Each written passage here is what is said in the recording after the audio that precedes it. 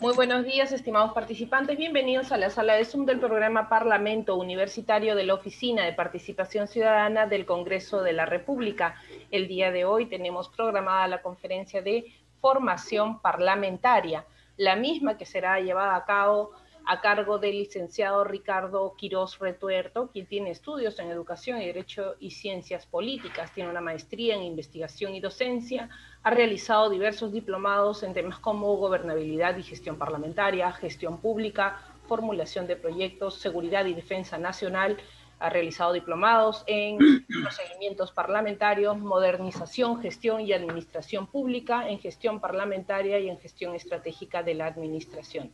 Ha realizado diversos cursos de especialización sobre derecho parlamentario. Ha sido jefe del área de participación, atención y educación ciudadana y ha sido responsable del Programa Nacional Módulo Perú. Actualmente viene desempeñándose como especialista parlamentario en la Oficina de Participación Ciudadana, es un facilitador de los cursos y talleres del Congreso de la República. Adelante, licenciado Ricardo Quirós. Muy buenos días. Muy buenos días con todos, jóvenes estudiantes de la Universidad Norbert Wiener. Bien, gracias por su participación y para mí es un gran honor esta mañana compartir un tema de gran actualidad, ¿no? Estamos viviendo momentos difíciles en medio de una pandemia y en los últimos años, sobre todo ustedes, hemos sido testigos de una grave crisis política y moral y falta de gobernabilidad, producto de la corrupción y la incapacidad de nuestras autoridades. El objetivo de este taller es que podamos comprender de una manera sencilla la democracia y sus valores, entender la naturaleza de la institución parlamentaria y cómo se organiza, ¿no? Y sobre todo cuáles son sus funciones, de acuerdo al marco constitucional. Y finalmente conocer la estructura de un proyecto de ley. En estos tiempos es muy utilizada la palabra democracia, estamos en campaña, pues, ¿no? Y reina en todos nosotros la ilusión de que alguna nueva política más democrática a la de la otra mayoría o a la del otro grupo va a solucionar nuestras carencias. Pues bien, veremos qué pasa, ¿no? Los seres humanos como ser social siempre hemos buscado evolucionar a través del tiempo, ¿no? Y siempre se ha distinguido, ¿no? una relación entre gobernantes y gobernados. Recordemos las formas tradicionales de gobierno, ¿no?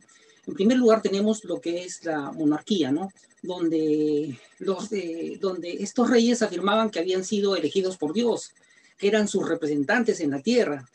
Estos reyes tenían el poder absoluto de todo, incluso en muchos lugares eran dueños de todo, absolutamente de todo, incluso de la vida. Y podían hacer lo que quisieran, ¿no?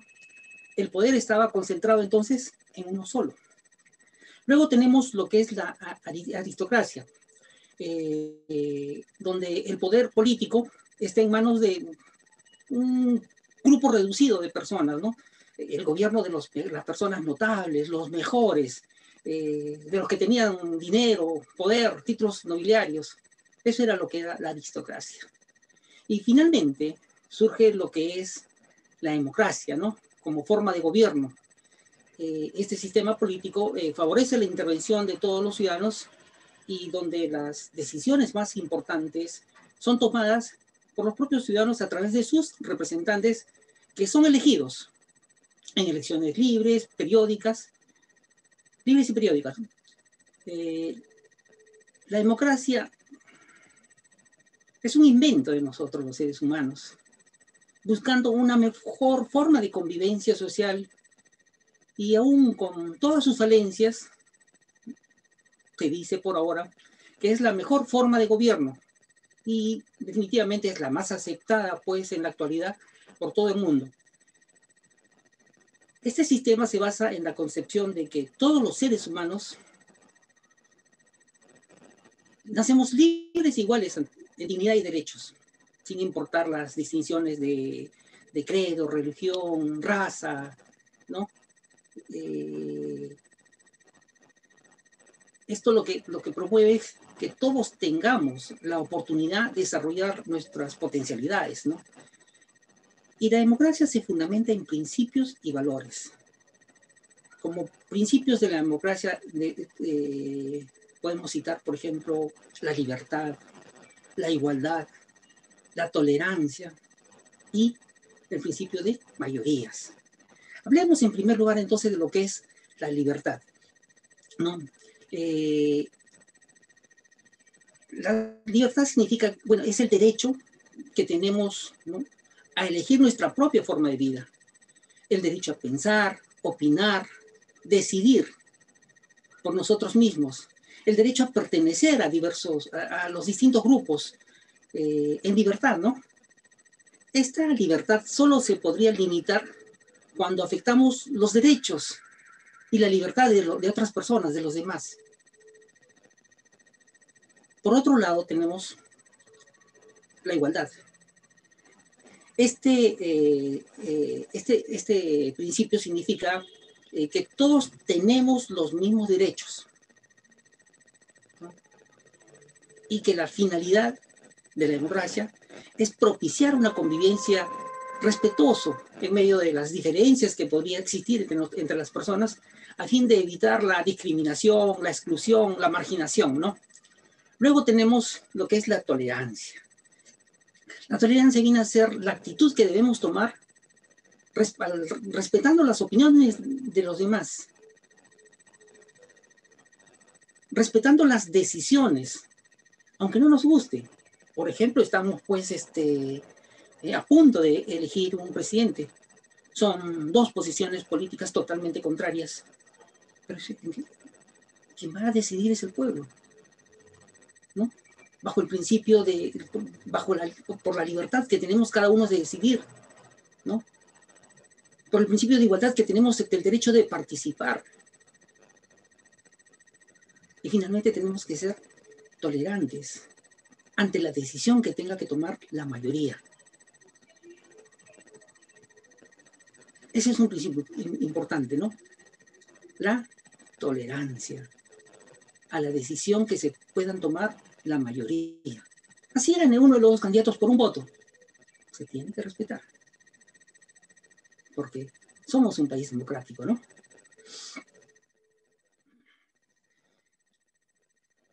Tenemos que, si bien la cultura democrática, pues, se expresa en un conjunto de normas, valores, conocimientos y creencias que le dan sentido, ¿no?, al proceso y a los comportamientos políticos, esos son, pues, ¿no?, la tolerancia, la participación ciudadana, la solidaridad, la equidad, la responsabilidad, la justicia, la transparencia, el diálogo, ¿no?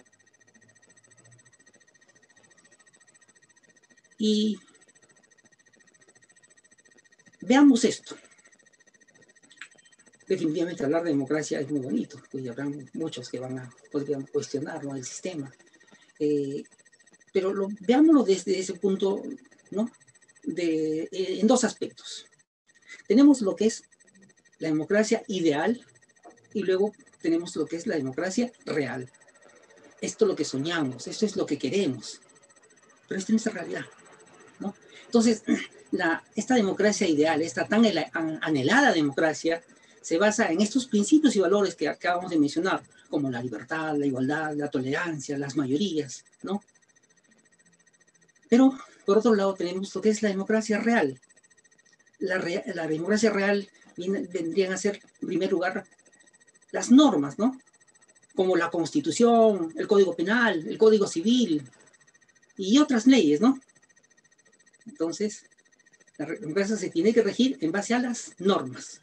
Por otro lado, tenemos las instituciones como el Congreso de la República, el Tribunal Constitucional, la Defensoría del Pueblo, los diversos ministerios, el Poder Ejecutivo.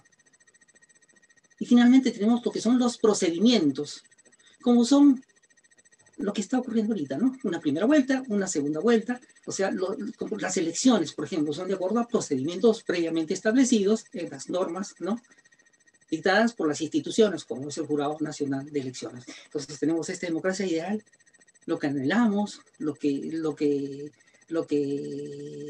ideamos, ¿no? En base a la libertad, igualdad, tolerancia y mayorías, y luego tenemos la democracia real, incluyendo a todo esto la corrupción de las personas, ¿no? Que lamentablemente desnaturalizan lo que es la democracia. Bien, hablaremos del Estado, pero antes de entrar a una definición de lo que es el Estado, debemos definir lo que es la nación. La nación viene a ser el conjunto de personas ligadas a una convivencia histórica que se traduce en la voluntad de vivir en comunidad, en base a sus valores, aspiraciones, intereses y comunes. Todos sabemos que la sociedad solo es posible gracias a la política, porque la política organiza a la sociedad en un Estado. Tenemos que desde un punto de vista jurídico, el Estado es la nación jurídicamente organizada, con una estructura indispensable para crear normas o leyes que deben ser acatados por toda la población.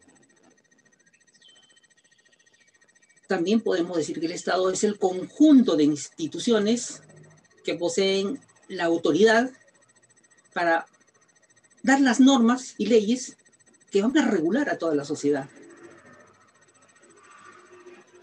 teniendo soberanía interna y externa sobre un territorio definido.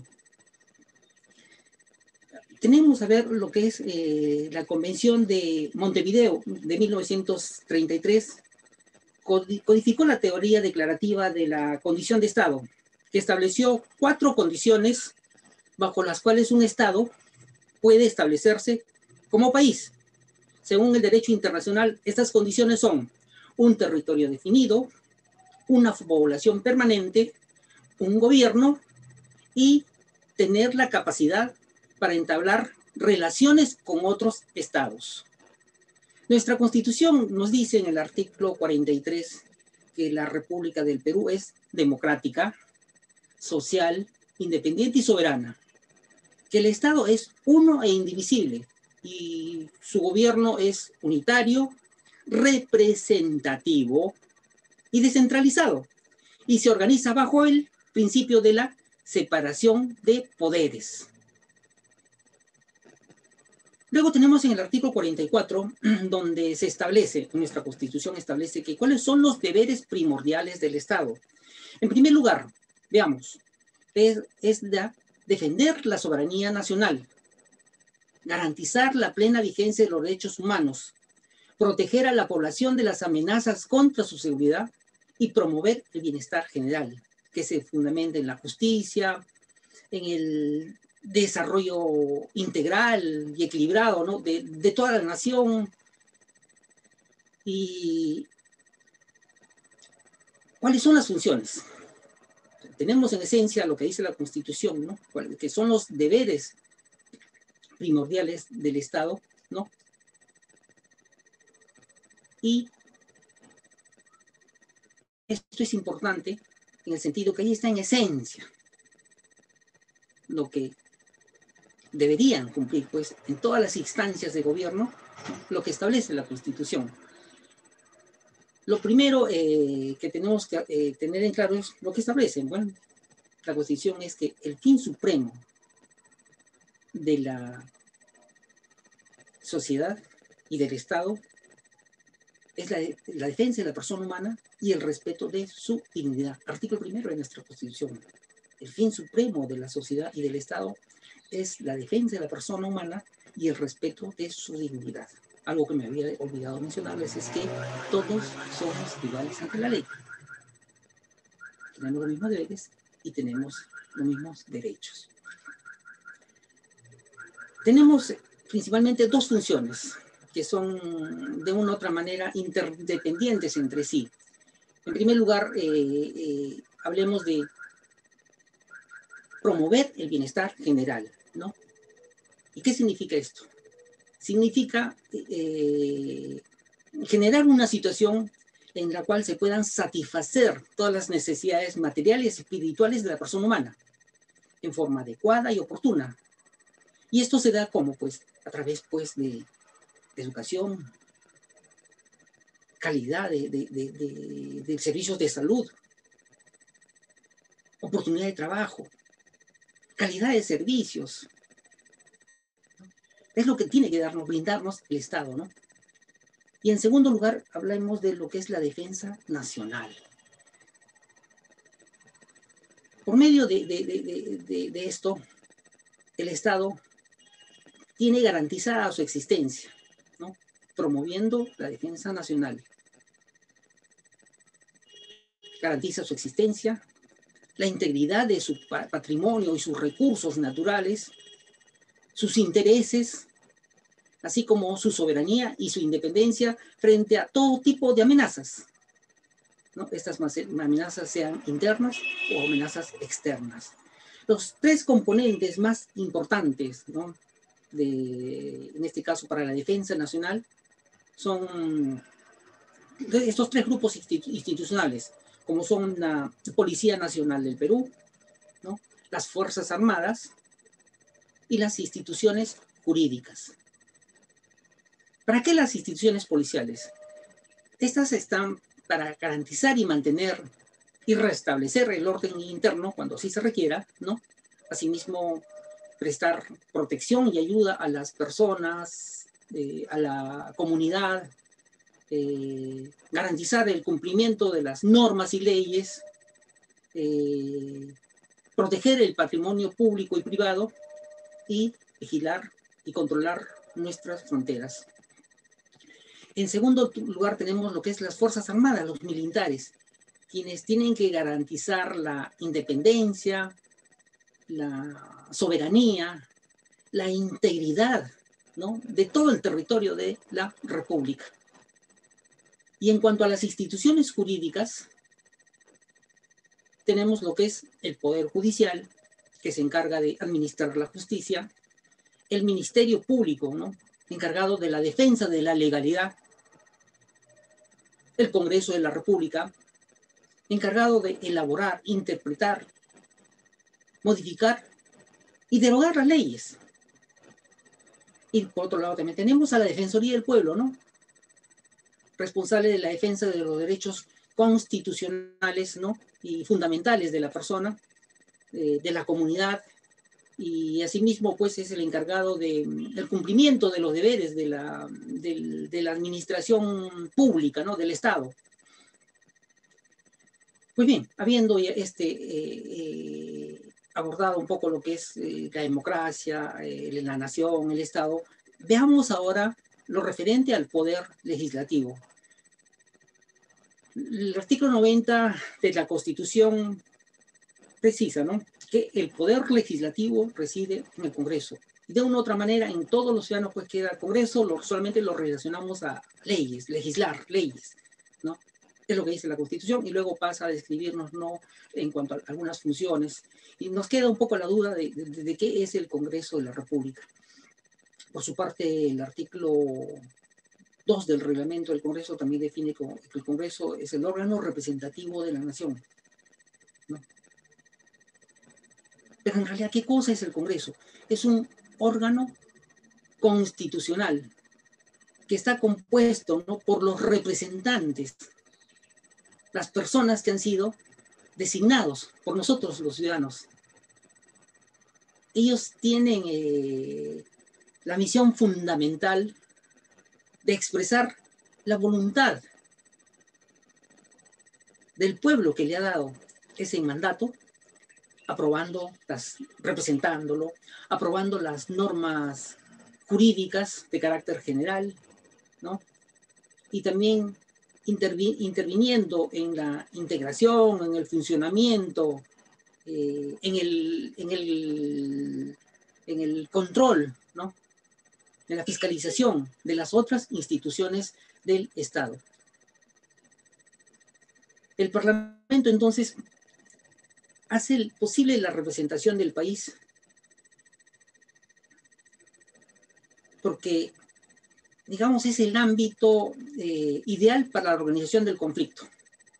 ¿Por qué? Porque en el Congreso, como vamos a ver más adelante, están representados todas las regiones, todos los sectores del país.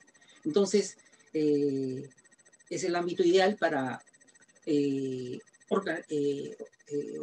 reproducir las características del país,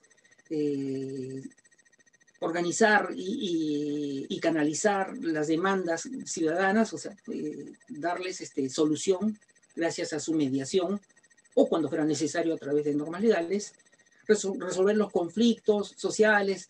Digamos, el Congreso es la institución que es garantía para un sistema democrático.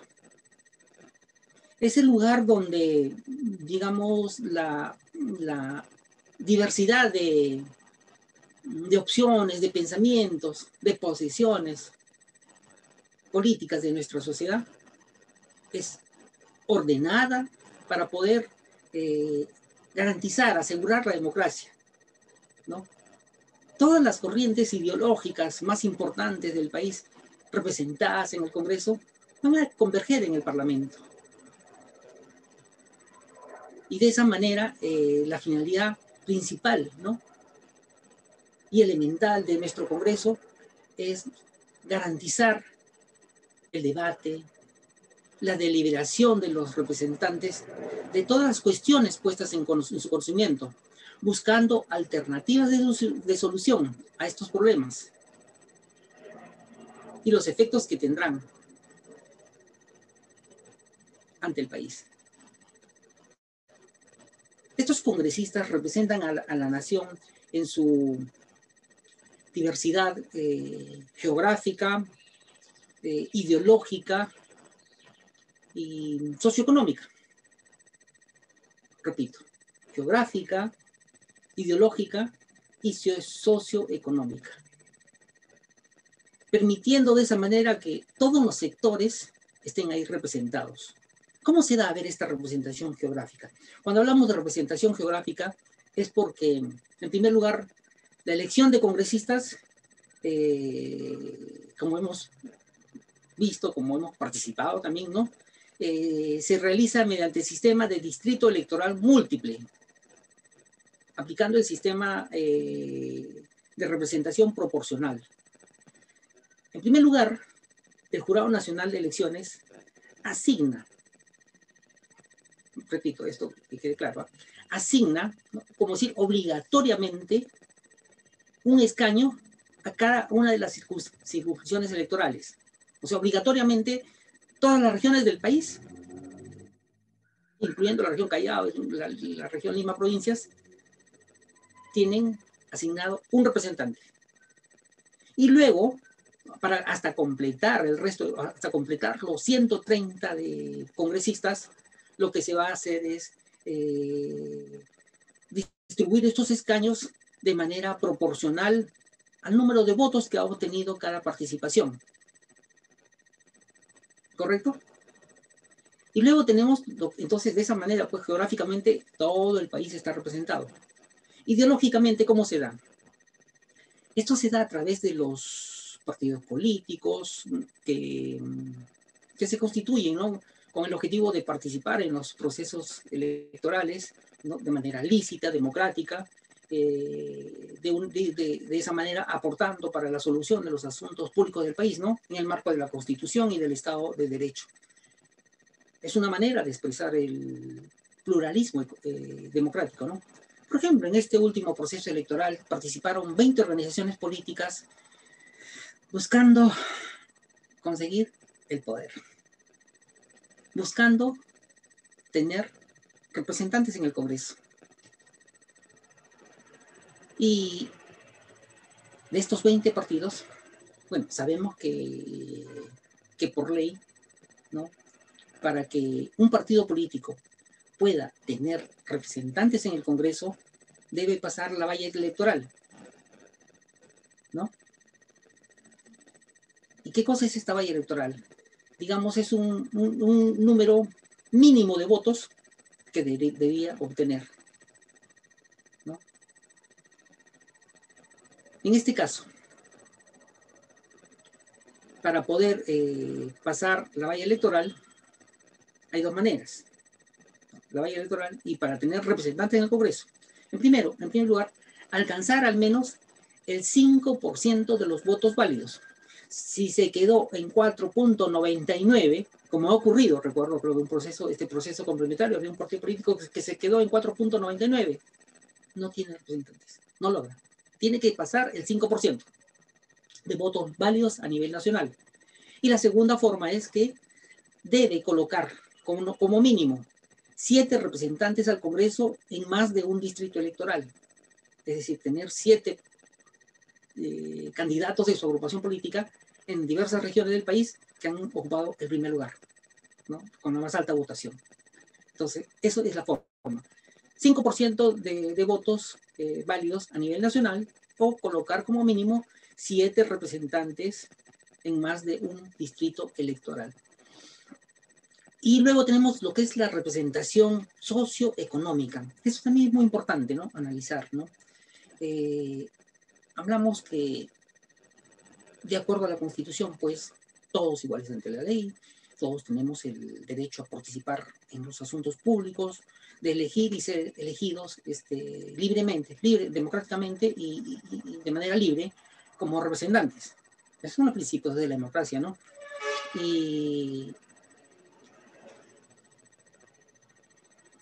como todos los ciudadanos tenemos el derecho a participar, a veces pues vemos algunos representantes que tratan de impulsar leyes y defienden a capa y espada, digamos, a las grandes transnacionales. Por ejemplo, una ley para exonerar de impuestos a las grandes mineras, a la telefónica. Entonces, pues, un poco los ciudadanos decimos, ¿por qué? ¿Por qué están esos? ¿Por qué quieren promueven este tipo de leyes? Pero esa es la democracia. ¿Por qué? Porque gracias a esta representación socioeconómica, todos los sectores de la sociedad están ahí representados. Podemos tener representantes ahí, que de repente las campañas han sido financiadas, ¿no? Han sido promovidas por los grandes bancos, por las grandes mineras, las grandes empresas, grupos de la CONFIEP y todos los grupos de poder, de repente han aportado dinero para tener sus candidatos. Pueden tener ahí 10, 15, 20, de repente escondiditos o no, pero socioeconómicamente están representados en el Congreso. Eso es derecho. Y también vemos, pues, de repente, obreros, campesinos, agricultores. De repente hasta han llegado personas sin estudios, analfabetos, han llegado al Congreso, pero representan a un sector de la sociedad, ¿no? Les guste o no a uno o otro, pues todos los sectores. Tenemos a ingenieros, abogados, médicos, policías, tenemos constitucionalistas, tenemos personas que no saben absolutamente nada del derecho, pero están ahí en el Congreso. Y no están por su cara bonita, no es porque tengan mucho dinero, plata como cancha. Están ahí porque definitivamente el pueblo ha mostrado su preferencia, el pueblo le ha dado el respaldo a su partido político, el pueblo le ha dado el voto preferencial para que lleguen al Congreso. Eso es democracia. Ahí se aplican los principios de libertad, igualdad, tolerancia, mayorías, ¿no? Miren cómo se cumplen estos principios democráticos en el Parlamento. ¿Y cuáles son los requisitos para ser elegidos congresistas? ¿No? También está contemplado en el artículo 90, nos dice, ¿no?, que para ser elegido congresista se requiere ser peruano de nacimiento, haber cumplido 25 años y gozar del derecho al sufragio. ¿Qué significa esto, no? Que estar en pleno goce de la condición de ciudadano, ¿no? Esto en concordancia con los artículos 30, 33, 34 y 90 del reglamento del Congreso. Esos 3 requisitos. Y por supuesto, ¿no?, participar como candidato a través de un grupo o a través de un partido político debidamente inscrito ante el Jurado Nacional de Elecciones. 3 requisitos y el procedimiento es a través de un partido político. Recordemos también que este año se aprobó en segunda votación la modificación, una reforma constitucional modificando el artículo 90 de nuestra Constitución, ¿no? Donde se ha establecido que los congresistas no pueden ser reelegidos de manera inmediata en el mismo cargo. Y esto a través de, ¿por qué se dio? Porque hemos visto, pues, lamentablemente que ha habido, pues, bueno, es decisión del pueblo, algunos parlamentarios que han sido elegidos, reelegidos, reelegidos, vuelta, reelegidos, y se pasaron 10, 15, 20, 25 años en el Congreso. Y probablemente su aporte fue poco, bastante o nada. Lo que se está buscando de esta manera es que pues haya renovación de la clase política, que haya oportunidades para que más personas puedan participar, ¿no? Entonces no hay reelección de manera inmediata para los congresistas. Y los congresistas pues son elegidos, ¿no?, por un periodo constitucional de 5 años. Y el número de representantes lo determina la ley electoral. O sea, representantes, me refiero a representantes de cada región, lo determina el Jurado Nacional de Elecciones de acuerdo a la población electoral, ¿no?, de cada departamento, región o distrito electoral, ¿no? Tomemos como ejemplo, a ver, Madre de Dios, que tiene aproximadamente 180.000, creo, electores, tiene un representante, y obligatoriamente lo tiene un representante. Si hablamos solamente de cantidad proporcional, no debería tener ninguno, pero hemos visto que de acuerdo a la normatividad tiene derecho a tener un representante. Vamos a Lima, donde casi tenemos 10 millones, ¿no?, de la población electoral. Entonces Lima tiene pues 36 representantes. Entonces eso lo determina el Jurado Nacional de Elecciones de acuerdo a la población electoral de cada, como hemos visto, de cada departamento, región o distrito electoral. Una vez elegidos, los congresistas no solamente son representantes elegidos por su región, no solamente son voceros de su región, sino se han convertido en representantes de toda la nación. Y entre sus prerrogativas están que no están sujetos a mandato imperativo. Es decir, no deberían recibir órdenes absolutamente de nada, de nadie. Ni de sus electores, ni de su partido político, ni de ningún grupo. La ley es clara, no están sujetos a mandato imperativo. Pero hemos visto, pues, como a veces algunas agrupaciones políticas toman decisiones de votar, no estoy de acuerdo con eso, toman decisiones a veces de votar en bloque, y hay congresistas probablemente que deban renunciar a sus principios, a sus valores, para asumir una posición contraria a sus ideales, a lo que de repente a su pueblo, sus electores desearían. Es por eso que pienso que se debería respetar esto, ¿no? Que no están sujetos a mandato imperativo y todas las decisiones que deban tomarlas sean a conciencia, con el corazón en la mano, y decidir, ¿no?, qué cosa es bueno para el país. Asimismo, el cargo de congresista es irrenunciable. Entonces, visto esto a manera de resumen, podemos decir que el Congreso de la República es el lugar donde la diversidad de opciones políticas de nuestra sociedad es ordenada para asegurar la democracia.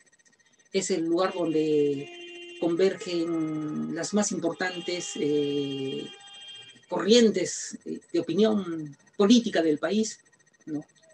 Y la finalidad, ¿no?, elemental del Parlamento es asegurar el debate y la deliberación de los representantes, ¿no?, sobre todas las cuestiones que son puestas en su conocimiento, buscando alternativas de solución.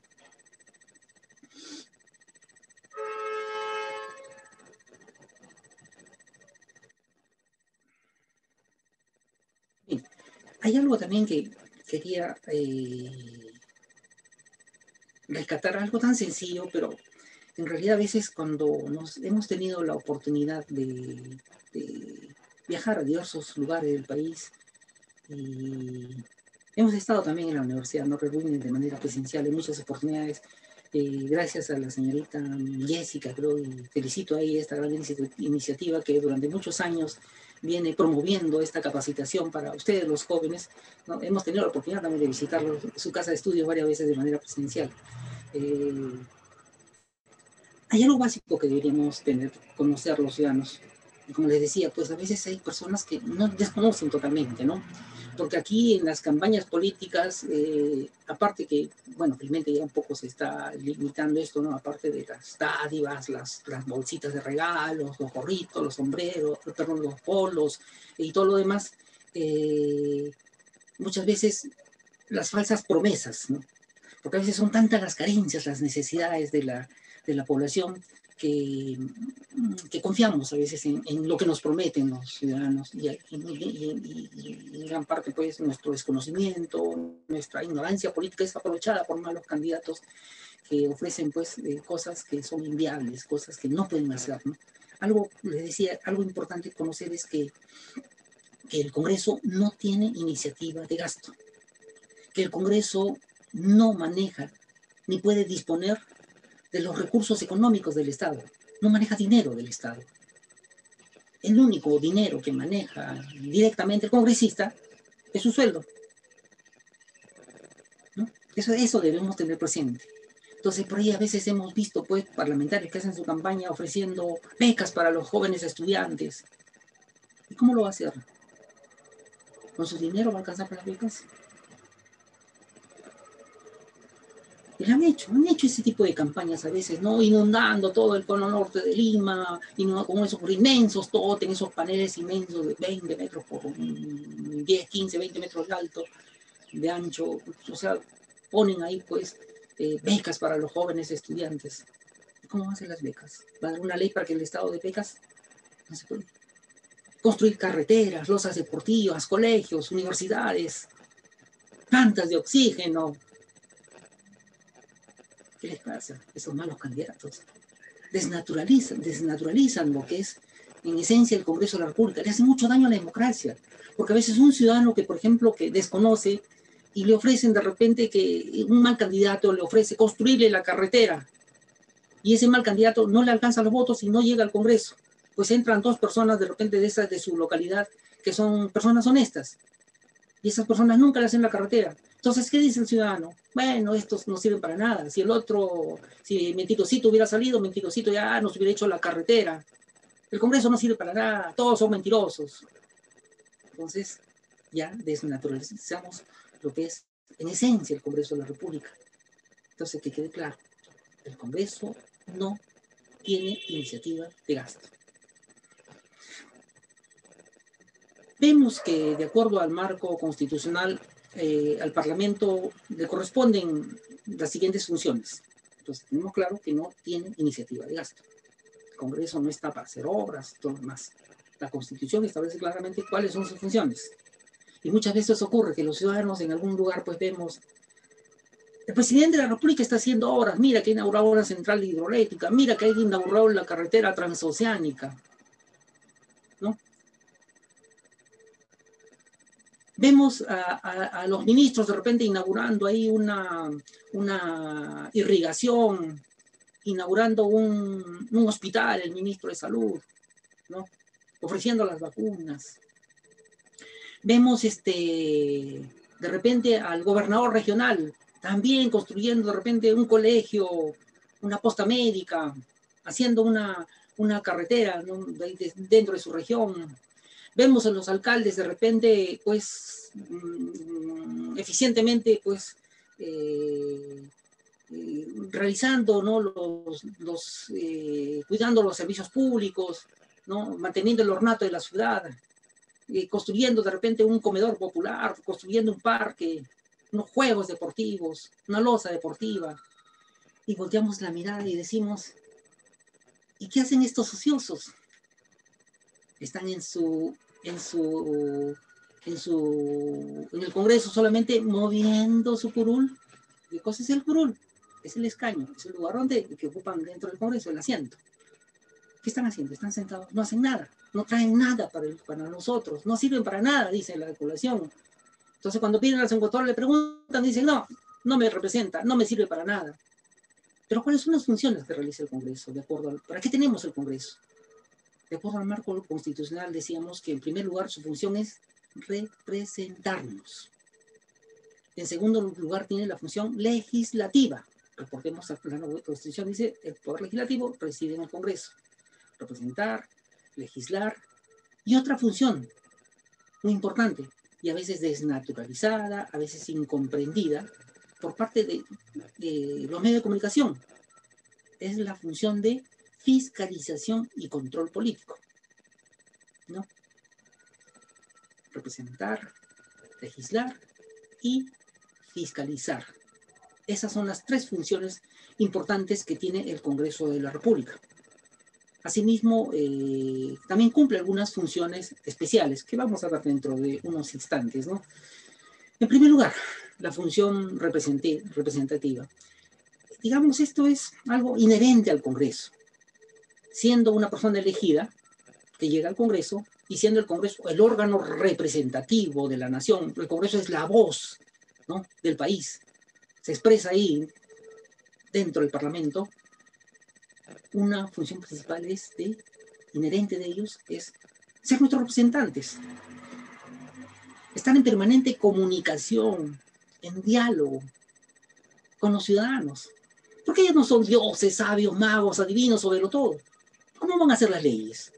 ¿Cómo van a cumplir las funciones de legislativa? ¿Cómo van a cumplir las funciones de fiscalización y control político? Es a través del diálogo con las instituciones, con las organizaciones, con las autoridades, con el pueblo, con los jóvenes, con las mujeres.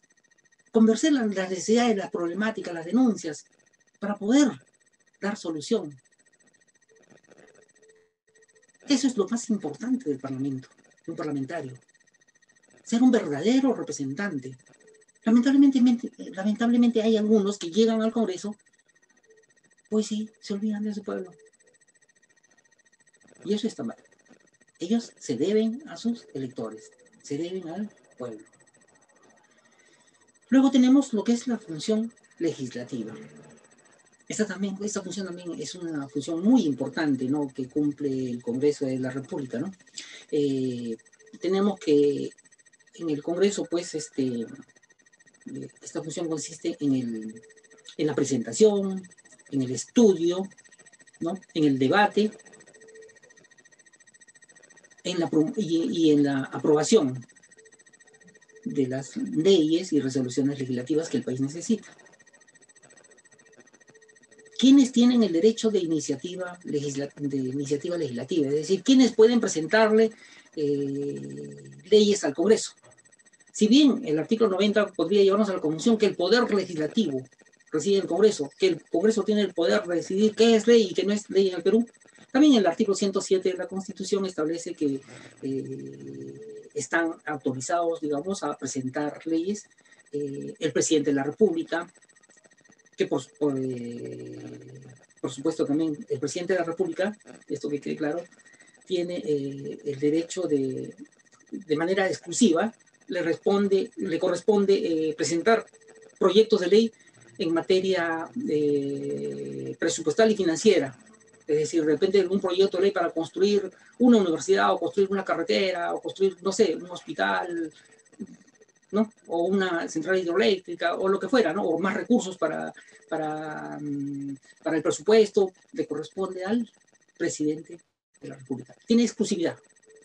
Luego, quienes también tienen, pues, el derecho a iniciativa, y los congresistas tienen el derecho a iniciativa legislativa, por supuesto, pero esto ya no es de manera individual, sino es a través de su grupo parlamentario, y asimismo tienen el derecho de iniciativa, por ejemplo, los otros por el Estado. O sea, tenemos ya el Ejecutivo, el Presidente, el Legislativo, el Poder Judicial. Pero ojo, el Poder Judicial, así como las instituciones públicas autónomas, por ejemplo, el Jurado Nacional de Elecciones, RENIEC, Defensoría del Pueblo, Tribunal Constitucional, los gobiernos regionales, los gobiernos locales, también tienen iniciativa de ley. Es decir, pueden presentar proyectos de ley. Pero con la salvedad de que solo pueden presentar proyectos de ley en las materias que son de su competencia. ¿Queda claro? Los congresistas, el presidente, pueden presentar sobre cualquier materia. Los congresistas no sobre lo que es materia presupuestal y financiera. pero en este caso los otros poderes del Estado, instituciones públicas autónomas, gobiernos regionales, gobiernos locales, pueden presentar solo de las materias que son de su competencia. El ministro de Agricultura no va a presentar pues un proyecto de ley de reforma de la educación. El presidente de la Corte Suprema pues no va a presentar un proyecto de ley para la construcción pidiendo pues este presupuesto o lo que fuera para un hospital, y así, ¿no? Cada uno, ¿no? Con los temas que le competen. Y los ciudadanos también tenemos el derecho de iniciativa legislativa. Esto establecido tanto en el artículo 31 de la Constitución y la ley 26.300, ¿no? Que tenemos el derecho de iniciativa legislativa, incluso el derecho de reforma constitucional. ¿No? Para esto, pues siguiendo los procedimientos establecidos tanto en la ley 26.300 y los procedimientos ante el Jurado Nacional de Elecciones y también de acuerdo al reglamento del Congreso. Para que un ciudadano común y corriente como nosotros pueda presentar un proyecto de ley, pues requerimos recolectar el 0.3% de firmas del padrón electoral, ¿no? Presentando entonces estas firmas ante el Jurado Nacional de Elecciones y que a través de la Oficina Nacional de Procesos Electorales y la RENIEC van a validar nuestras firmas, se va a expedir una resolución y con esa resolución enviar nuestro proyecto de ley al Congreso de la República para que siga ya todo el trámite, todo el procedimiento, que lo vamos a ver dentro de un instante, ¿no? Luego tenemos la función de fiscalización y control político. Bien, la Constitución establece, bueno, que los congresistas pueden iniciar investigación sobre cualquier asunto de interés público, solicitar información a las diversas dependencias de la administración del Estado, ¿no? Y para esto tiene diversos procedimientos. Podríamos citar entre los principales procedimientos, de acuerdo a la Constitución y el reglamento del Congreso, son, por ejemplo, la investidura del Consejo de Ministros, la interpelación a los ministros, la invitación a los ministros a informar, la cuestión de confianza, la moción de censura, procedimientos de investigación. Ya vamos a ver como un ejemplo. A ver.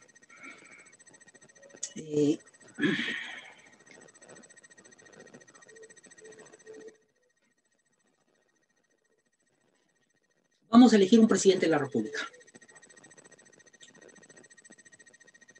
Hemos escuchado y estamos escuchando y vamos a escuchar en esta campaña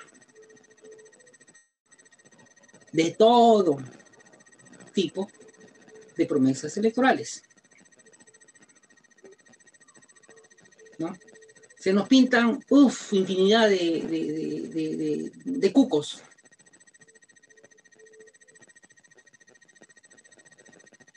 Y nos queda, pues, un poco nos quedamos, ¿no? ¿Qué es lo que va a ocurrir?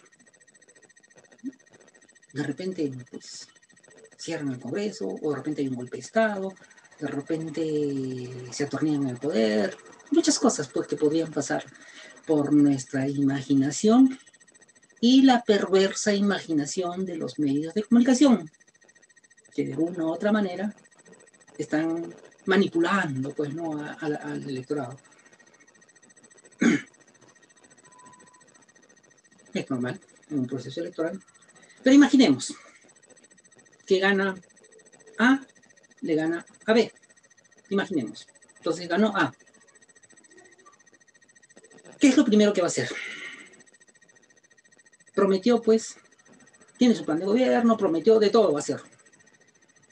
Pero una vez que es elegido presidente de la República o presidenta de la República, pues tiene que poner los pies en la tierra. Ya no es presidente o presidenta de su partido político. Ya no representa a sus colores. Ya no representa a los que votaron por él o por ella. Representa a todos los peruanos. Una vez elegido, lo que va a hacer es nombrar su gabinete. Y el gabinete, pues, lo nombra el presidente o presidenta. Lo va a nombrar. No lo elegimos los ciudadanos. Elegirá a sus amigos, a sus patas, a sus amigotes, a sus amigazos, a los profesionales, a los especialistas, a los técnicos. Bueno, ya verá cómo elige su gabinete. Y les decía poner los pies en la tierra Porque una vez elegido presidente de la República, la Constitución dice, ¿no? Está establecido el acto de investidura. ¿Y qué significa la investidura? La investidura significa que dentro de los 30 días naturales de haber asumido sus funciones, el presidente del Consejo de Ministros, en compañía de todo su gabinete, debe concurrir al Congreso a exponer y debatir su política general de gobierno. Es decir, ¿qué voy a hacer por la salud? ¿Qué voy a hacer por la educación? ¿Qué voy a hacer contra la corrupción? ¿No? ¿Qué voy a hacer por la minería? ¿Cómo resuelvo el problema del trabajo? ¿Cómo resuelvo el problema de esta pandemia?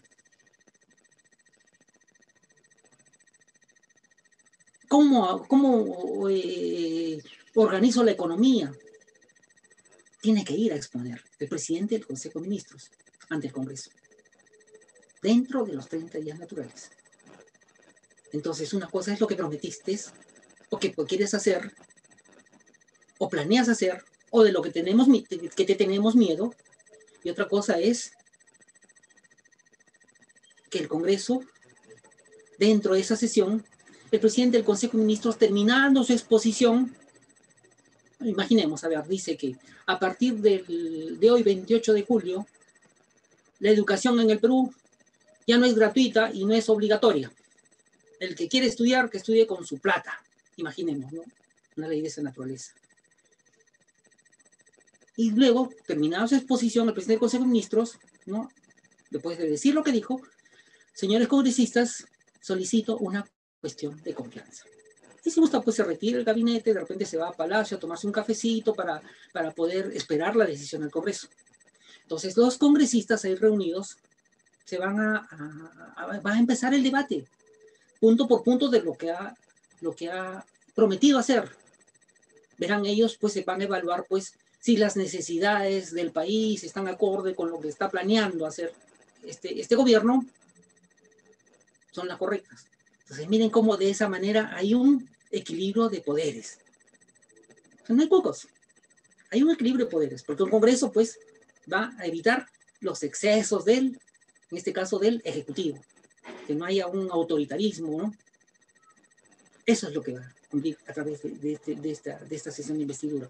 Entonces, imaginemos, pues, si habían planteado ese ejemplo que pusimos, ¿no? Que la educación no es gratuita. ¿Y ustedes como parlamentarios qué dirían? Está violando un derecho constitucional, un derecho fundamental de la persona, que es la educación. Está violando la Constitución al eliminar la educación gratuita en el país. Pues yo no le daría el voto de confianza. Y si no le damos el voto de confianza, ¿qué significa? Que ese flamante gabinete, que solamente tiene pues 30 días de haber asumido su función, se le ha denegado la confianza, la cuestión de confianza, y se tendrían que ir a su casa, toditos a su casa.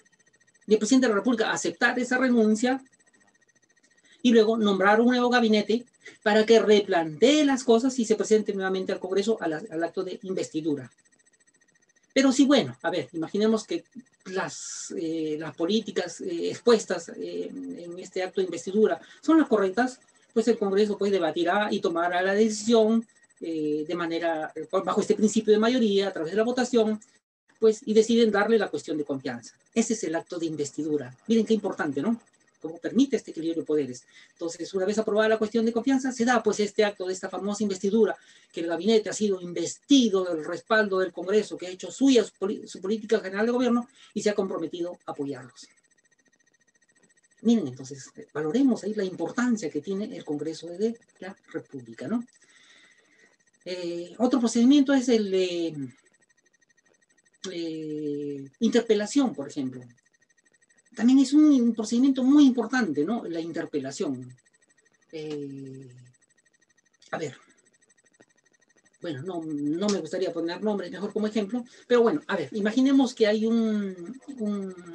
la interpelación significa que el Congreso conmina para que de manera obligatoria, en este caso el ministro o el presidente del Consejo de Ministros, se presente de manera obligatoria al Congreso a responder un pliego interpelatorio, entre comillas, interrogatorio, ¿no? Interpelatorio. para que responda a un cuestionario de preguntas que previamente se le entrega para que pueda responder. Acude obligatoriamente ante el Congreso el ministro o el presidente del Consejo de Ministros y tendrá que explicar una a una las interrogantes, las inquietudes que le ha planteado, en este caso, el Congreso. Si las respuestas son satisfactorias, pues no pasó nada. De repente el abracito, la palmadita y todo quedó ahí, en la anécdota. Pero imaginemos que en sus respuestas hay indicios de repente de ineficiencia, indicios de corrupción, hay una responsabilidad política. El Congreso, algún parlamentario podría presentar una moción pidiendo la censura. Se somete a debate, se somete a votación esta moción de censura, y si la moción es aprobada, si en este caso fuera dirigido solamente a un ministro, el ministro tendría que renunciar obligatoriamente al cargo. ¿Qué significa? Que el Congreso lo ha echado del cargo por ineficiente, corrupto, irresponsable, o lo que fuera. Y es importante. En caso la responsabilidad sea mayor, que quien haya sido interpelado sea el presidente del Consejo de Ministros, en este caso, si no se le aprueba, si es se le presenta una moción de censura, si este es aprobado, tendría que renunciar todo el gabinete. Crisis total, todos renuncian. El presidente aceptar dentro de las 24 horas la renuncia y nombrar un nuevo gabinete. Y ese nuevo gabinete tendrá que ir al acto de investidura, porque se ha cambiado, pues, el presidente del Consejo de Ministros.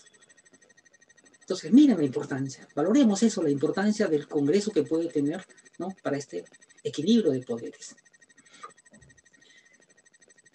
Y bien, luego tenemos pues la sesión de invitación, que también es una invitación cordial para que el ministro se acerque a una comisión o se acerque al primer Congreso a dar explicaciones. Por ejemplo, el ministro de Salud, que venga a explicar al Congreso cuándo van a vacunar a los jóvenes menores de 18 años. Entonces, es una invitación cordial. Pero también una invitación cordial podría devenir que se le podría presentar también una moción de censura.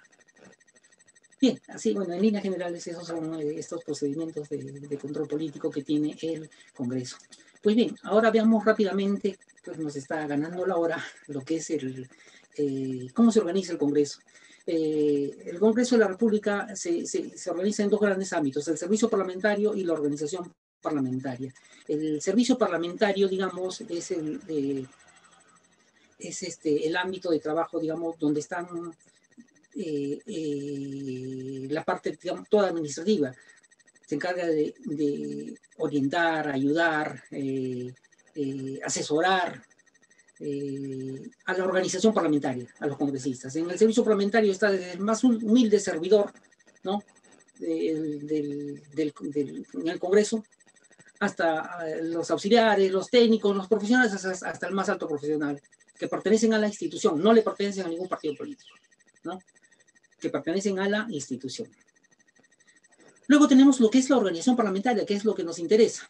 Esta organización parlamentaria está integrada por los 130 congresistas debidamente incorporados. ¿Qué significa incorporados? Significa que un congresista, una vez que, por ejemplo, ya todos recibieron su credencial, ya creo que ya tenemos, no, perdón, ya salió el resultado por el Jurado Nacional de Elecciones, ya sabemos más o menos quiénes han ganado. Una vez que termine todo el proceso, el Jurado Nacional de Elecciones le va a entregar a cada uno su credencial, a los 130 le va a entregar su credencial. El congresista con su credencial va a ir corriendo al Congreso y va a entregarlo para decir, pues ya, yo soy congresista. Le darán un reglamento, le darán una constitución, le harán llenar muchos documentos, pero para que pueda ser un congresista real, digamos, en pleno ejercicio de sus funciones, porque es un congresista electo, tiene que juramentar al cargo. Una vez juramentado, recién está incorporado y puede ya, tiene voz y voto y puede participar, ¿no?, en los diversos órganos parlamentarios. Entonces, esta organización parlamentaria tiene diversos órganos, como son el Pleno del Congreso, la Comisión Permanente, el Consejo Directivo, la Mesa Directiva, la Presidencia, la Junta de Portavoces y los grupos parlamentarios. Veamos rápidamente a ver cada uno de ellos. En primer lugar, el Pleno del Congreso. El Pleno del Congreso viene a ser la máxima asamblea deliberativa del Congreso, ¿no? Es la reunión de todos los representantes, de los 130 representantes incorporados, ¿no? Digamos, las decisiones más importantes que adopta el Congreso salen del Pleno. Las leyes se aprueban a través de, y más importante, se aprueban a través del Pleno. Aunque vamos a ver que también, por ejemplo, la Comisión Permanente, cuando el Congreso, el Pleno le da facultades, podría también aprobar leyes, ¿no? Entonces, el Pleno es la máxima asamblea deliberativa del Congreso, ¿no? Donde se votan y debaten todos los asuntos y actos que son de su competencia. Luego tenemos otro órgano, la Comisión Permanente. Un poquito se nos hizo famoso en este periodo de disolución porque se quedaron ahí un grupo de casi 30 congresistas, ¿no? No se fueron a su casa cuando se disolvió el Congreso. Entonces, tenemos que la Comisión Permanente es un órgano que tiene carácter indisoluble, ¿no?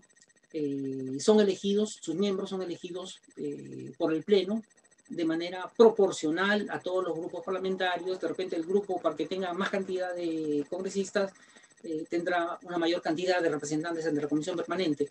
Entonces, no se puede disolver, ¿no? Funciona durante todo el año, ¿no? Incluso en el periodo, hemos dicho, de disolución del Congreso de la República, esta comisión de permanente no puede ser resuelta.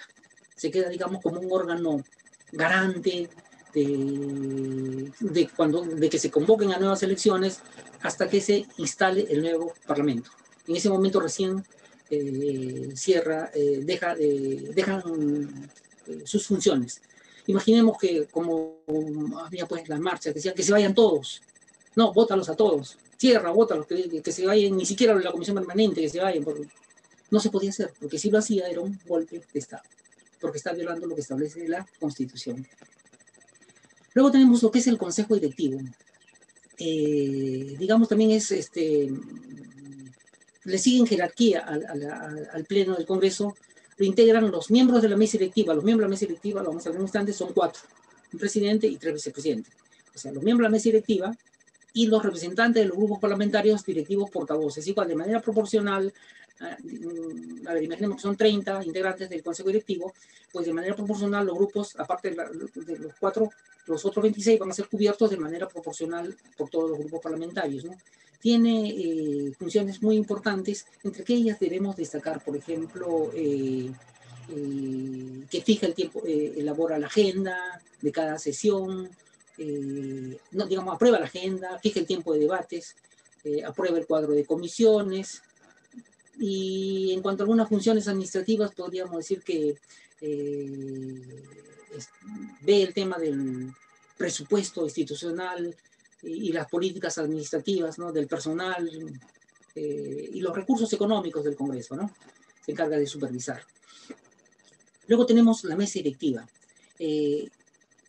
La mesa directiva, cada año el Congreso renueva su mesa directiva. Digamos, es un órgano colegiado integrado por 4 personas, un presidente y 3 vicepresidentes, se elige interna, o sea, plancha completa, ¿no? Ellos tienen a su cargo la conducción de los debates del Pleno, de la Comisión Permanente, del Consejo Directivo y de la Junta de Portavoces. O sea, ellos están siempre adelante para, ¿no?, conducir estos debates de estos órganos. Se encargan también de la dirección administrativa del Congreso de la República, y eso en líneas generales, ¿no? Tienen la representan al Congreso también en los actos protocolares, los miembros de la mesa directiva. Luego tenemos la presidencia. Pese a que la presidencia también se elige interna dentro de la plancha esta de los 4 integrantes, presidente y 3 vicepresidentes, se constituye un órgano porque cuando una vez electo, pues el presidente es el titular del pliego, ¿no? Es quien recibe los honores a su investidura. Es quien preside las sesiones de todos los órganos, como hemos visto, de los órganos parlamentarios, y en su ausencia es reemplazado por uno de los vicepresidentes. Firma las autógrafas de ley. ¿Qué es la autógrafa de ley? Es una vez aprobada el proyecto de ley, aprobada la ley en el Congreso, se elabora un autógrafo, que es un documento muy formal, lo firma el presidente con uno de los vicepresidentes y se lo envían al presidente de la República para su promulgación. Entonces, pues representa al Congreso, dirige los debates en los diversos órganos parlamentarios y también se encarga de supervisar la marcha administrativa del Parlamento. Junta de portavoces. Está integrado por los miembros de la mesa directiva, los 4 miembros de la mesa directiva, y un portavoz nada más de cada grupo parlamentario. Imaginemos ahorita, creo que son 10 grupos parlamentarios que han pasado a la valla electoral. Entonces, la Junta de Portavoces va a estar integrada por 14 personas, uno por cada grupo parlamentario, más la mesa directiva, 14. Bien, ahí se toman decisiones muy importantes, ¿no? Por ejemplo, se encargan de elaborar el cuadro de comisiones, ampliar la agenda de debates, priorizar también los temas de debate en las sesiones del Pleno, y también cuando hay alguna controversia, algún conflicto, algún problema, hemos escuchado a veces que el presidente dice, se suspende la sesión por un momento, reunión de junta de portavoces. Entonces se reúnen estas 14 personas para dar algún tipo de decisiones ante un conflicto que pudiera haber, o de repente priorizar el tema de los debates o lo que fuera. Pero las decisiones en el Congreso hemos dicho que se respeta mucho la proporcionalidad y el tema de la democracia interna, ¿no? Se respeta también la voluntad del pueblo. Entonces, cada directivo portavoz, cuando van a someter de repente a votación un acuerdo, tiene la totalidad de votos de su bancada. Si, ejemplo, mi bancada son 30, mi voto vale 30. Si la bancada del colega parlamentario, del grupo parlamentario celeste, tienen 10 integrantes, su voto vale 10. Y así, ¿no? Se suma y se suman los votos y se aplica el principio de mayoría. Pues luego tenemos lo que son las comisiones parlamentarias. También son órganos de trabajo muy importantes, ¿no? Se encargan del estudio y dictamen de los proyectos de ley, ¿no? Y sobre todo eso, el estudio y dictamen de los proyectos de ley, y también se encargan también de esta labor de fiscalización, ¿no? Muchas de estas comisiones reciben pues las denuncias ciudadanas de acuerdo a su competencia, al sector que están representando. Hay comisiones ordinarias, tenemos comisiones también, las comisiones ordinarias que se encargan pues de, hemos dicho, el estudio y debate de los proyectos de ley. Tenemos las comisiones de investigación que ejercen un mandato del Pleno del Congreso para hacer una investigación sobre determinado tema, ¿no? Por ejemplo, una comisión investigadora para investigar el tema de estas vacunas gay, ¿no? O para investigar algún acto de corrupción, se nombra de repente por 30 días, 60, 90 días, el Pleno decide cuántos integrantes va a tener y quién lo va a presidir. Y luego hay comisiones especiales, ¿no? Por ejemplo, también para actos protocolares, comisiones especiales. No sé si han visto cuando va a juramentar el presidente de la República, se van de repente 3, 4 congresistas, se van al Palacio de Gobierno. Es una comisión especial, una comisión de invitación al presidente para que venga al Congreso a dar su mensaje al Congreso. Luego tenemos, de repente en la puerta también otros congresistas lo reciben, es una comisión de recepción, se encargan de darle la bienvenida cuando llega al Congreso. Y así, o de repente cuando viene alguna autoridad, algún dignatario extranjero va a visitar el Congreso, también se nombra una comisión especial para darle la atención correspondiente, ¿no? Luego tenemos finalmente los grupos parlamentarios, ¿no? Que se encargan, pues, es el conjunto de congresistas que integran un partido político, digamos, que comparten ideas, intereses comunes, y se constituyen con un mínimo de 5 congresistas, y la forma, por ejemplo, a través de los grupos parlamentarios, pues se organizan para, por ejemplo, nombrar sus representantes, de repente sus candidatos ante la mesa directiva, representantes ante el consejo directivo, representantes ante la junta de portavoces. Dentro del grupo parlamentario se organizan cómo van a participar en las diversas comisiones para que se elabore el cuadro de comisiones, ¿no? Ese es el trabajo, digamos, de los grupos parlamentarios. El Congreso les brinda los espacios, el personal necesario para que puedan tener las facilidades correspondientes, ¿no?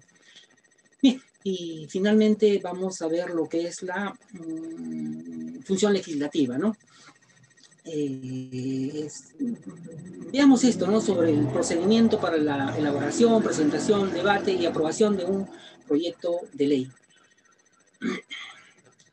A ver, en líneas generales vamos a poder comprender esto, vamos a explicar en líneas generales cómo es el procedimiento desde su inicio. En primer lugar, la presentación. ¿Quiénes tienen el derecho de presentar la iniciativa? Habíamos dicho el presidente de la República, los congresistas, los otros poderes del Estado, las instituciones públicas autónomas, los gobiernos regionales, los gobiernos locales, los colegios profesionales y los ciudadanos tienen iniciativas, es decir, presentan su proyecto de ley. Una vez recibido, pues, ¿no? por la unidad de trámite documentario del Congreso de la República, o sea, como mes de parte recibido, pues este documento por el oficial mayor en consulta con el vicepresidente, en primer lugar se ordena su publicación. Se publica en la página web del Congreso para que todo el Perú, todo el mundo sepa que hay un proyecto de ley sobre determinado tema. O sea, hay una transparencia total, absoluta, ¿no? Se publica el proyecto de ley textualmente, tal como ha sido presentado. Y luego, de acuerdo a la materia sobre la cual versa el proyecto de ley, es decretado para una comisión. Estas comisiones, imaginemos un proyecto de ley de un tema de educación, va a la Comisión de Educación, el proyecto de ley, va a la Comisión de Educación. La comisión tiene, digamos, un plazo legal de 30 días, de acuerdo al reglamento del Congreso, 30 días útiles para tomar una decisión, ¿no? O sea, para estudiar el proyecto de ley y tomar una decisión. Y esa decisión lo va a plasmar a través de un documento que se llama un dictamen. Pero la comisión, incluso, por ejemplo,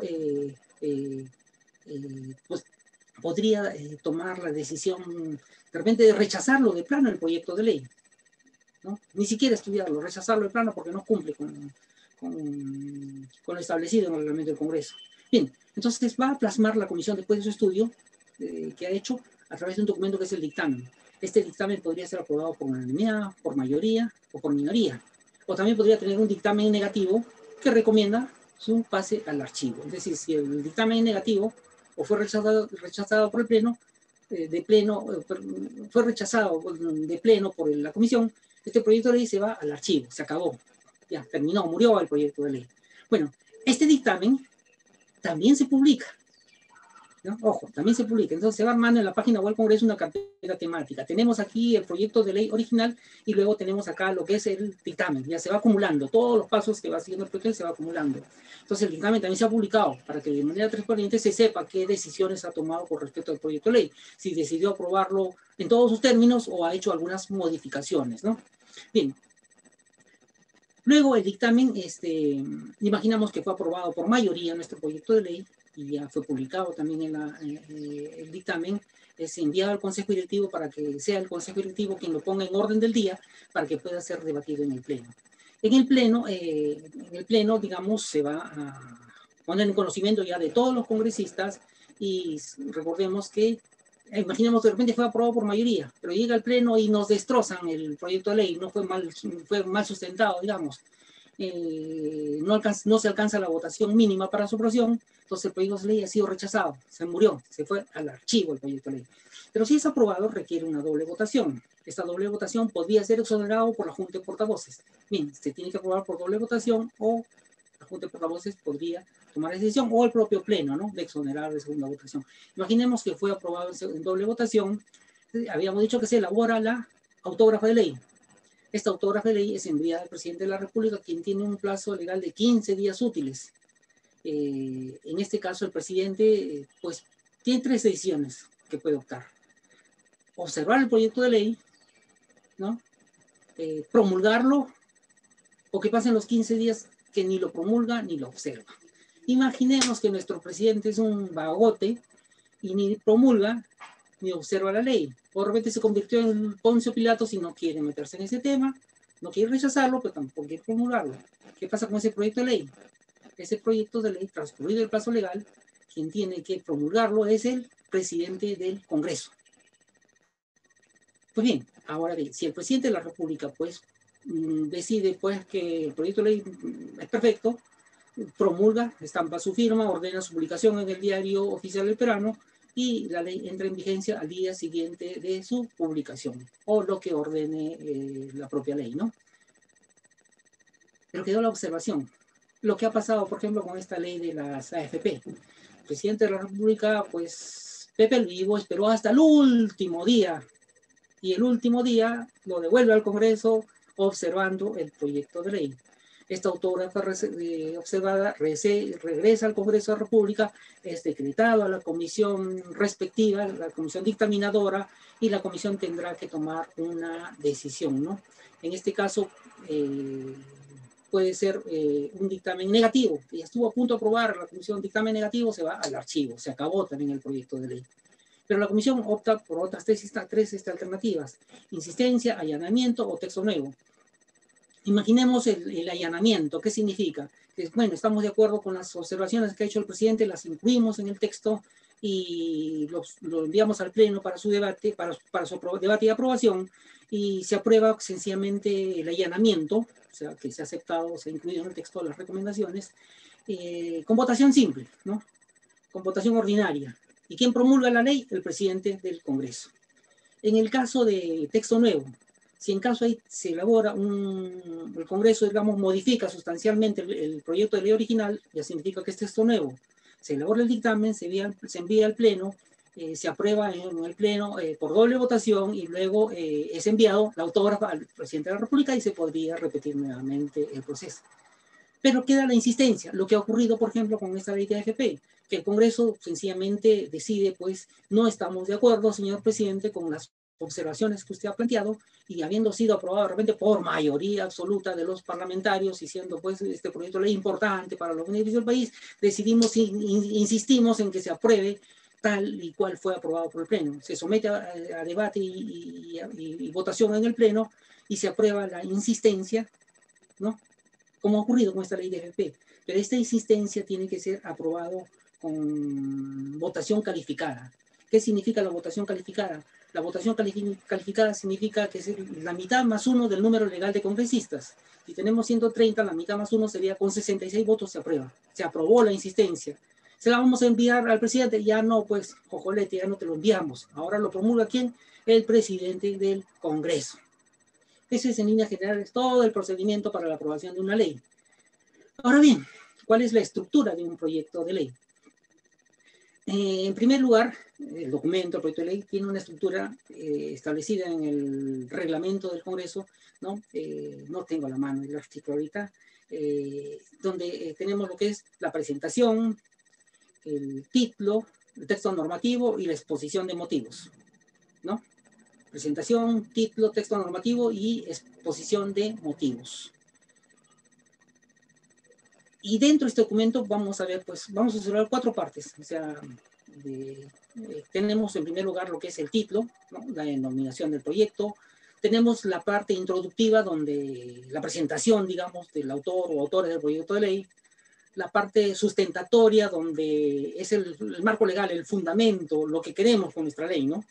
Y la parte la parte sustentatoria es la exposición de motivos, o sea, el qué, cómo, por qué, para qué queremos nuestra ley. Y luego tenemos la parte resolutiva, donde está en este caso el marco legal, el cuerpo normativo, ¿no? De lo que se está planteando en la ley, ¿no? A ver, veamos en primer lugar entonces rápidamente en resumen. Al final se le va a alcanzar, creo, las diapositivas para que puedan compartir ustedes todo lo explicado, puedan revisarlo, ¿no? En primer lugar tenemos en el proyecto de ley lo que es la sumilla arriba, en la parte, sabemos, porque en todo documento siempre es importante poner la sumilla en la parte superior derecha, donde está el título completo, de repente de manera resumida, el título del proyecto de ley. Luego, la parte introductiva habíamos dicho que es la presentación, ¿no? En esta parte es donde se identifica el proponente o autor que ejerce la iniciativa legislativa. En caso de ser congresista, debe indicar también el nombre del grupo parlamentario. O sea, en la presentación, de repente, o también puede ser un ciudadano, se identifica también como ciudadano, ¿no? Con su DNI y todo. Entonces, es la parte de la presentación, digamos, del proponente o autor del proyecto de ley. En segundo lugar es el título. El título, el título debe observar, digamos, estos requisitos formales de redacción, y algo muy importante es que debe reflejar la materia sobre lo que versa la propuesta de una manera clara, breve y sencilla. Pues en el título pues no vamos a dar muchos rodeos, sino directamente lo que queremos en el proyecto de ley. De tal manera que cualquier ciudadano, cualquier persona que lee el título, pues ya sabe de qué se trata el proyecto de ley. La parte resolutiva, digamos, es el fundamento de nuestra iniciativa legislativa, ¿no? Es el cuerpo normativo donde están, pues, los artículos, ¿no? todo lo relacionado a la ley que estamos planteando, ¿no? Título, capítulo y artículo, ¿no? Subtítulos y artículos de nuestra ley. Entonces, es el marco legal, la parte resolutiva. Y además, en esa parte, al pie de esta parte resolutiva, debe incluir las firmas del titular del derecho de la iniciativa y de los adherentes. Y cuando corresponda, el del portavoz del grupo parlamentario. Sabemos, por ejemplo, que el grupo, los congresistas no pueden presentar de manera individual, sino tiene que ser a través de su grupo parlamentario. Entonces deben tener el respaldo de 5 firmas, incluyendo la de su directivo portavoz. Luego viene la parte sustentatoria, ¿no? Habíamos dicho el qué, cómo, por qué, para qué, ¿no? Digamos, es la parte en primer lugar que describe la situación actual del problema que se está esbozando para darle la alternativa de solución a través de un criterio lógico, jurídico, ¿no? Y se va a argumentar de manera detallada el texto normativo de la iniciativa. Es decir, ahí viene como qué tenemos, ¿no? Y para qué queremos esta ley. De repente una descripción de repente histórica, de repente una descripción de la realidad, de lo que viene ocurriendo, y para qué queremos este proyecto de ley, ¿no? O sea, la sustentación del proyecto. Entonces, luego tenemos, entonces, en esta exposición de motivos, en primer lugar, lo que vamos a hacer es fundamentar la propuesta, ¿no? Lo que hemos dicho, ¿no? Se hace un análisis de la situación fáctica o jurídica regular. Es decir, ¿qué tenemos y qué queremos? Por ejemplo, un ejemplo, ¿no? Tenemos el servicio militar es voluntario. ¿Y qué queremos? Que el servicio militar sea obligatorio.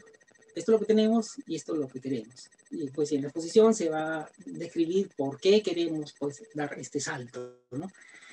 Luego se va a hacer se plantea en la exposición de motivos el efecto de la vigencia de la norma sobre la legislación nacional. ¿Qué significa esto? ¿No? Que vamos a hacer un análisis en general de todo el marco normativo. Si nuestro proyecto de ley, por ejemplo, modifica leyes orgánicas, si modifica leyes ordinarias, si modifica reglamentos, decretos supremos.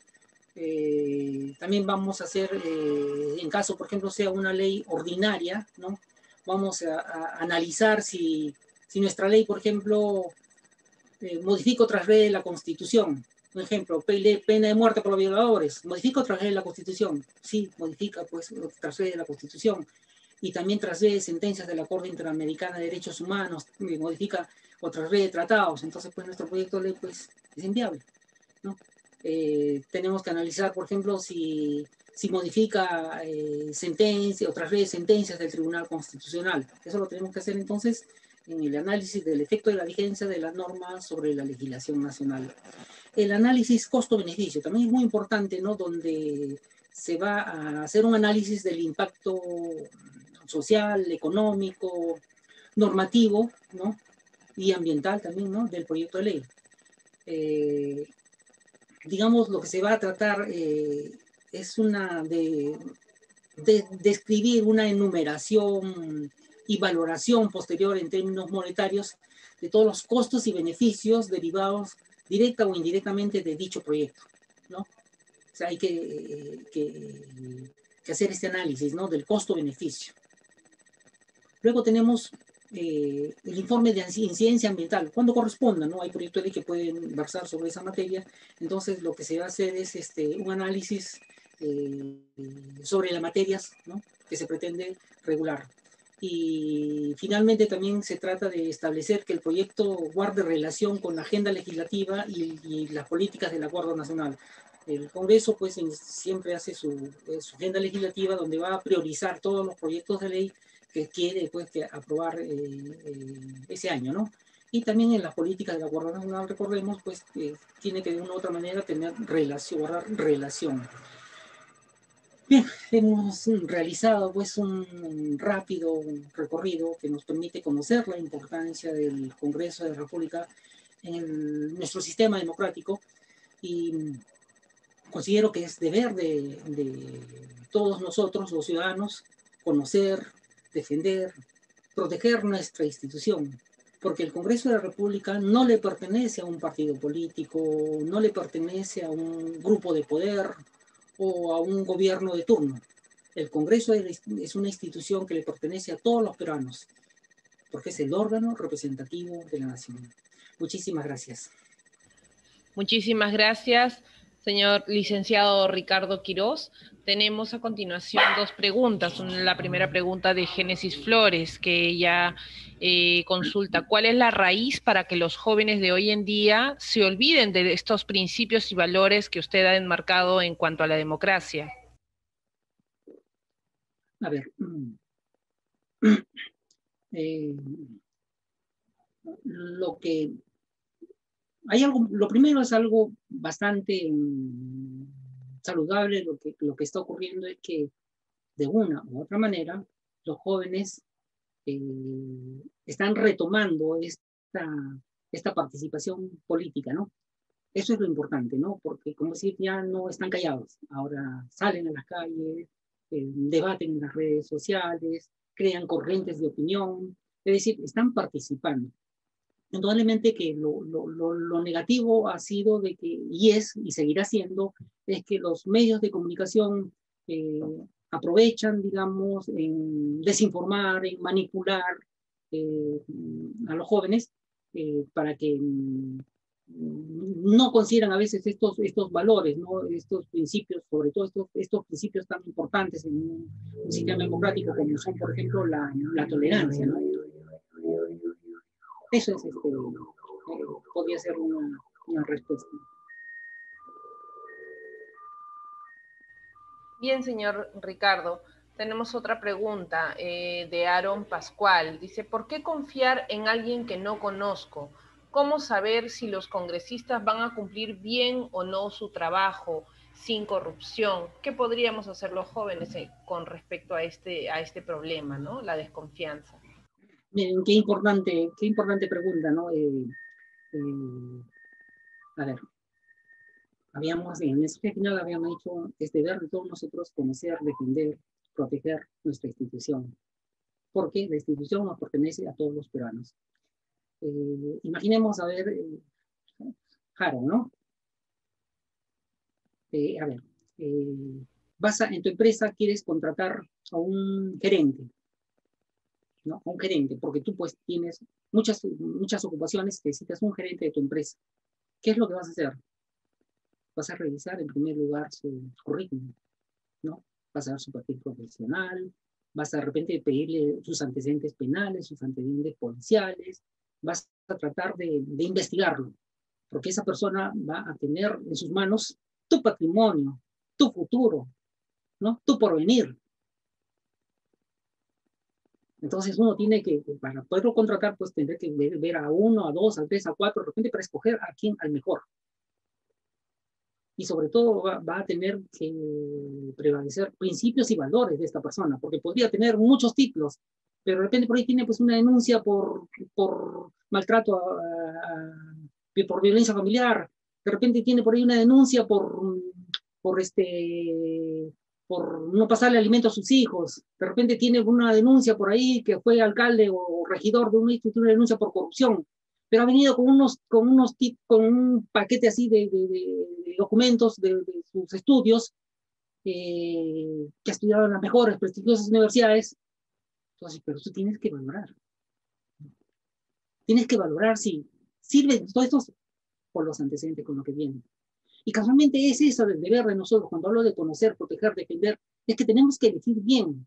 No nos dejemos engañar a veces por los partidos políticos, no nos dejemos engañar por caras bonitas, porque de repente esta persona es mediática, es popular, sino analicemos qué cosa es lo que va a aportar esta persona que yo voy a elegir, qué va a aportar para mí, qué va a aportar para mi familia, qué va a aportar para mi comunidad, qué va a aportar para mi país. Eso es lo que tenemos que valorar. Si bien los requisitos son ser previo nacimiento, haber cumplido 25 años y gozar del derecho a sufragio, no me piden más requisitos, pero lo otro queda en manos de nosotros, con total libertad, ¿no? Vamos a tomar esa decisión. Y es así como tenemos que proteger a nuestra institución, no quejarnos, lamentarnos después, elegir bien. Eso es lo importante. Muchísimas gracias por tu pregunta. Gracias, señor Ricardo. Tenemos otra pregunta, bueno, creo que es un poco más histórica, es ¿por qué nuestro gobierno es democrático? La pregunta es de Jocely Arevalo. A ver, interesante la pregunta. ¿Por qué nuestro gobierno es democrático? A ver, recordemos antes de la, no soy especialista en historia, pero bueno, recordemos, antes de la declaración de la independencia, que por supuesto vamos a cumplir ya este 28 de julio, 200 años, ¿no?, de vida democrática de la declaración de la independencia de Perú. Recordemos esto, antes de la declaración de independencia éramos una colonia de España, estábamos bajo el yugo español, ¿no?, que nos ponían sus virreyes, ¿no?, para que podernos gobernar. Éramos, incluso ni siquiera éramos, por ejemplo, ni siquiera eran ciudadanos, sino eran pues indios, eran siervos, eran esclavos. No había pues no había este principio de igualdad, no había libertad, no había estos principios. Entonces éramos una colonia de España. Y a veces hay gente que incluso pues que, que habla y comenta, pero no ha visto. Yo tuve la oportunidad de mi niño viajar a algunas provincias donde existía, por ejemplo, el hacendado y veía pues que el resto eran siervos, así como esclavos, agachados la cabeza, tenían que humillarse ante la persona, ante el patrón, ¿no? Bueno, entonces regresemos a nuestro tema. Éramos eso, no éramos una nación, no éramos un Estado. Por supuesto que había siempre el tema de nación, sí existía, pero no éramos un Estado.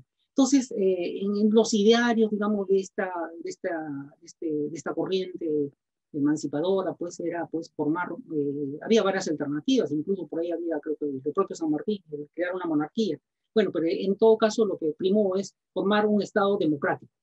¿Y cuál fue la forma entonces para que seamos un Estado democrático, un Estado libre, donde existan ciudadanos? Entonces, lo primero que se hace es, el propio Libertador San Martín en septiembre de 1821 convoca a un Congreso Constituyente, ¿no? Entonces, y ese Congreso Constituyente tampoco no fue nada democrático, porque entre quienes fueron convocados eran pues las personas que tenían estudios, los que tenían empresas, digamos, que tenían recursos económicos, digamos, los que tenían estudios, solamente los ilustres, podríamos decir una aristocracia, fue lo que entregó el primer Congreso Constituyente, ¿no? Este Congreso Constituyente lo que va a hacer en 1822, pues se reúne, ¿no? Y luego saca la primera constitución política. Y entre los principios de esta constitución era pues que íbamos a ser un Estado democrático. Y también ya en esa primera constitución se establece este principio de separación de poderes. Y cuando habla de democracia, pues tiene que primar este principio de separación de poderes. ¿Qué significa? Que habiendo un poder ejecutivo, un poder legislativo y un poder judicial, el poder no está concentrado, así como en las monarquías o en las aristocracias, en una persona o en un puñado de personas, sino el poder está dividido de tal manera que no lo pueda usufructar una sola persona en perjuicio de los ciudadanos. Y haya ese control mutuo, ¿no?, entre los diversos poderes. Es por eso lo que nuestro país pues tiene, se encamina en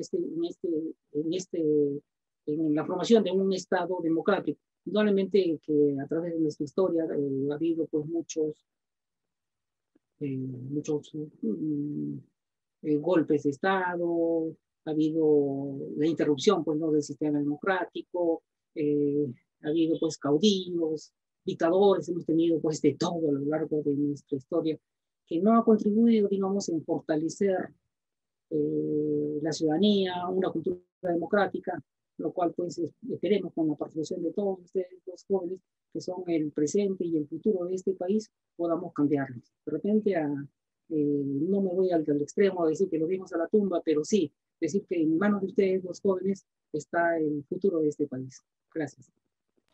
Gracias, señor Ricardo. Tenemos una pregunta más de Catherine Correa. Pregunta, si el Congreso se disuelve, ellos, o sea, los congresistas disueltos, ¿ya no podrían ser reelegidos nunca o en cuánto tiempo podrían volver a postular?